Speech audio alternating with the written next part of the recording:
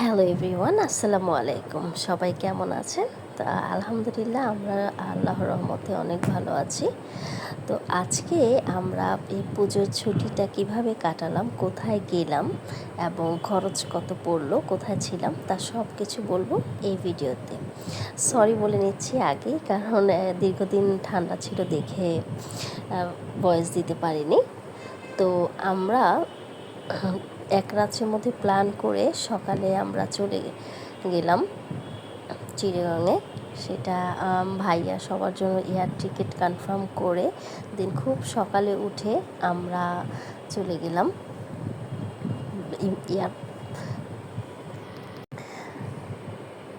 শাহজালাল আন্তর্জাতিক বিমানবন্দরে। ওখান থেকে আমরা একটু ফটোশ্যুট করে দেন প্লেনে উঠে যে খাবারটা দিয়েছিল, সাধারণত আমি প্লেনের খাবার খাই না, তারপরেও খেতে খেতে দেখলাম চিটাগাং এয়ারপোর্টে চলে এসেছি এবং চিটাগাং এয়ারপোর্টটা এত সুন্দর লাগে আমার কাছে, মানে জাস্ট ওয়াও। দেন আমরা সবাই নিয়ে আমাদের পাইলট ভাই যে সর্বক্ষণ আমাদের সাথে ছিল, আমরা চিটাগাং কক্সবাজার যতদিন ছিলাম 5-6 দিনের মতো, ততদিন আমাদের সাথে ছিল। দেন আমরা তার সাথে করে গাড়ি স্টার্ট দেওয়া মাত্রই বৃষ্টি চলে আসছে, তো খুব মজা লাগলো।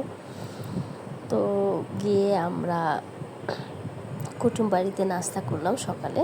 নাস্তা করে দেন আমরা আসলাম আমাদের রুমে ফ্রেশ হতে। হোটেল এশিয়ানে ছিলাম আমরা, এখানে পার নাইট 5000 প্লাস এরকম পড়েছিল।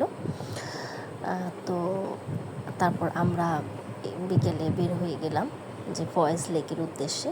এই ফয়েজ লেকে আমরা আসলাম, সবার হাতে একটা টিকিটের করে দিচ্ছিল।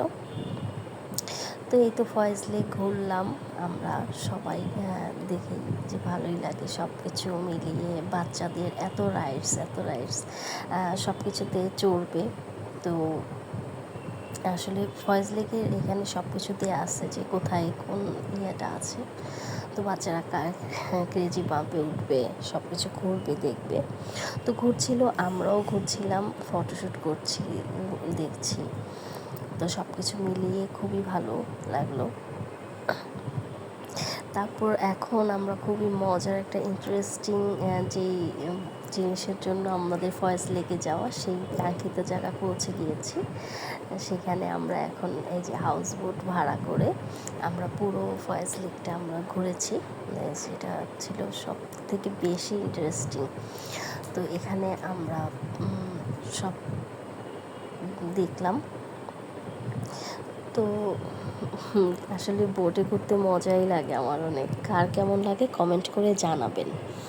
এবং এখানে তাদের যে কটেজের সিস্টেম আছে সেটা হচ্ছে এই পাশটাতে থাকার ব্যবস্থা আছে। তো আমরা এখানে ট্রাই করেছিলাম, যদিও এখানে রুম আমরা খালি পাইনি। আমাদের বেশি দিনের আগের প্ল্যান না, এই জন্য আমাদের অনেক কিছুই মিস হয়ে গেছে। তো এই তো আমরা ঘুরে ফিরে দেন সব কিছু আপনাদের সাথে রেকর্ড করলাম কিছু শেয়ার করার জন্য, এবং তারপর আমরা ব্যাক করলাম। তো বিকেলবেলা রাত্রে আমরা মেজবানি খেয়েছি।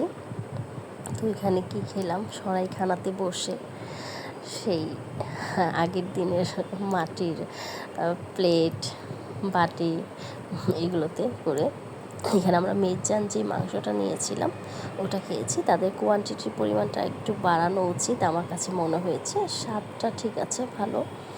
দিন খেয়ে আমরা মিষ্টি দই খাওয়ার পরে এই তো সারাদিন এভাবে কেটে গেল। তো কেমন লাগলো সবাই কমেন্ট করে জানাবেন এবং সাবস্ক্রাইব করে পাশে থাকবেন। সবাই ভালো থাকবেন। আল্লাহ হাফেজ।